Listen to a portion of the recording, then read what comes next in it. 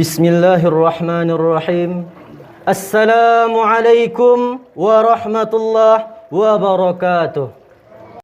Qala Allah Ta'ala fi kitabihil karim. A'udzu billahi minasy syaithanir rajim. Bismillahirrahmanirrahim. وَلَنَبْلُوَنَّكُمْ بِشَيْءٍ مِّنَ الْخَوْفِ وَالْجُوعِ وَنَقْصٍ مِّنَ الْأَمْوَالِ وَالْأَنفُسِ وَالثَّمَرَاتِ وَبَشِّرِ الصَّابِرِينَ. Shadaqallahul azim. Bersyukur kita kepada Allah Subhanahu wa taala atas segala nikmat dan rahmat serta karunia dari Allah sendiri sehingga kita dapat berkumpul di masjid melaksanakan kewajiban kita sebagai lelaki muslim, solat Jumat secara berjamaah. Salawat dan doa keselamatan kita sematkan di qalbu dan kita lafazkan, semoga tersampaikan kepada baginda kita Nabi Muhammad sallallahu alaihi wasallam.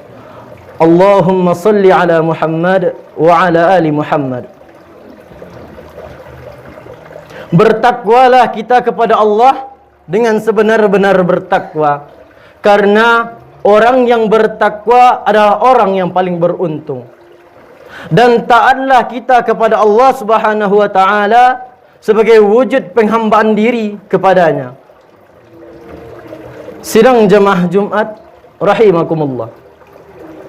Pada kesempatan kali ini khatib akan menyampaikan ceramah dengan judul Sikap seorang mukmin dalam menghadapi pandemi COVID-19.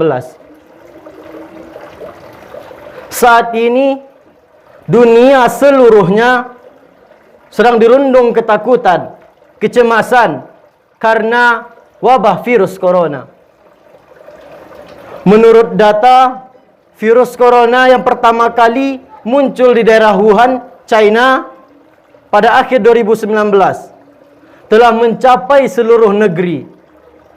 Menurut data juga, sebanyak 225 negara telah terpapar oleh virus ini. Di Indonesia sendiri, jumlah kasus positif sudah mencapai 4.400.000 lebih jiwa. Dan kasus kematian lebih dari 100.000 jiwa. Lalu, bagi kita seorang mukmin, apa yang harus kita lakukan? Kita sebagai seorang mukmin tidak boleh dirundung atas ketakutan yang berlebihan. Kita tidak boleh terpuruk atas keputusasaan. Karena kita harus melihat pandemi ini dengan kacamata akidah, pandangan keimanan. Karena nantinya akan menciptakan imunitas secara rohani juga kepada Allah dan menimbulkan imunitas secara jasmani juga nantinya. Lalu, sikap apa yang harus kita terapkan dalam menghadapi wabah sekarang ini? Yang pertama, kita meyakini sebagai seorang mukmin, semua musibah yang datang ini merupakan kehendak dari Allah Subhanahu wa taala. Bahkan tak satu pun daun yang jatuh ke tanah melainkan telah tertulis di Lauh Mahfuz. Allah berfirman dalam surah At-Taubah ayat 51.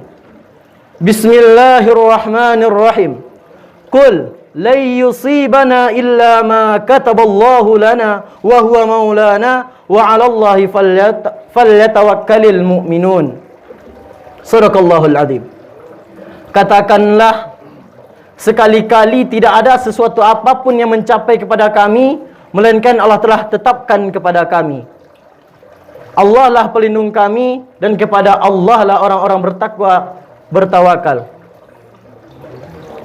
Jika kita telah meyakini ayat ini, maka tidak akan ada ketakutan yang berlebihan akan virus corona ini. Maka tidak akan ada kecemasan yang berlebihan atas virus corona ini. Karena kita yakin semuanya datang dari Allah Subhanahu wa taala. Lalu, sikap yang kedua yang harus kita terapkan adalah sebagai mukmin kita wajib mengetahui dan mengimani selama kita hidup di dunia ini, kita tidak akan lepas dari yang namanya ujian. Toh, mau ujian naik kelas aja, kita harus ujian dulu sebelum naik kelas itu. Maka, untuk mendapatkan derajat yang tinggi di sisi Allah, maka kita harus melalui ujian juga. Allah berfirman dalam surah Al-Baqarah ayat 151 sebagaimana ayat yang telah kita bacakan di awal tadi. وَلَنَبْلُوَنَّكُمْ بِشَيْءٍ مِّنَ الْخَوْفِ وَالْجُوعِ وَنَقْصٍ مِّنَ الْأَمْوَالِ وَالْأَنفُسِ وَالثَّمَرَاتِ وَبَشِّرِ الصَّابِرِينَ. Dan kami pasti menguji kalian dengan sedikit ketakutan, kelaparan, dan kekurangan harta, jiwa, dan juga buah-buahan. Sampaikanlah kabar gembira kepada orang yang bersabar. Ayat ini menegaskan kepada kita, orang yang bersabar dalam musibah Allah maka adalah orang yang beruntung. Sebagaimana sabda Rasulullah SAW tentang ujian ini, jika seseorang muslim bersabar dalam ujiannya, maka ia akan berjalan di permukaan bumi dalam keadaan bersih dari dosa. Hadis riwayat Tirmizi. Sidang jamaah Jumat rahimakumullah. Sifat yang ketiga yang harus kita imani adalah kita harus memuhasabah diri kita. Mungkin selama ini musibah ini datang karena kesalahan-kesalahan kita, karena dosa-dosa yang telah kita lakukan. Maka kita wajib memuhasabah diri kita sendiri. Lalu setelah memuhasabah diri, apa yang harus kita lakukan? Yang harus kita lakukan setelah itu adalah taubatan nasuha, yaitu kita meyakini bahwa kita telah salah, kita menyesal melakukan kesalahan itu, dan kita berjanji tidak akan mengulangi perbuatan dosa itu lagi. Dan setelah itu kita kembali ke jalan Allah Subhanahu wa taala, ke jalan yang lurus, mengikuti semua perintahnya dan meninggalkan segala larangannya. Dan sifat yang terakhir yang harus kita lakukan adalah bertadarru' kepada Allah Subhanahu wa taala, yaitu bersikap rendah diri, karena Allah mencintai orang-orang yang bersikap rendah diri terhadap dirinya.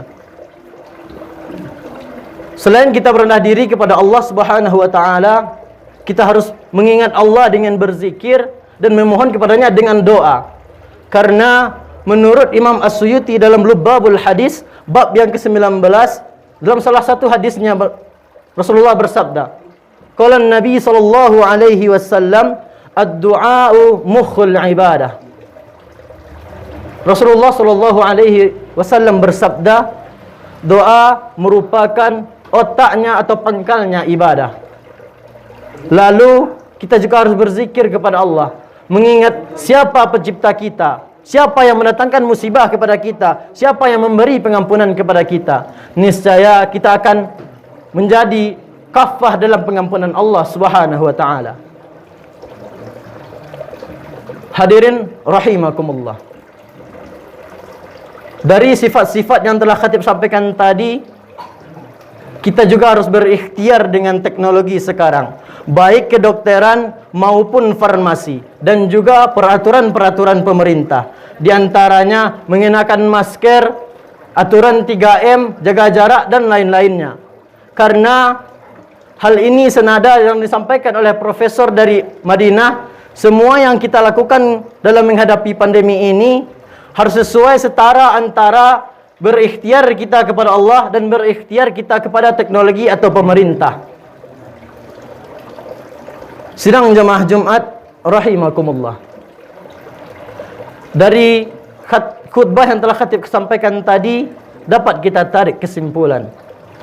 Yang pertama, segala sesuatu yang kita lakukan dalam menghadapi pandemi ini harus bersifat ruhiyah atau memohonnya kepada Allah Subhanahu wa taala. Dan setelah itu bersifat ilmiah atau material seperti sekarang ini, itu sesuai dengan aturan pemerintah atau teknologi zaman sekarang.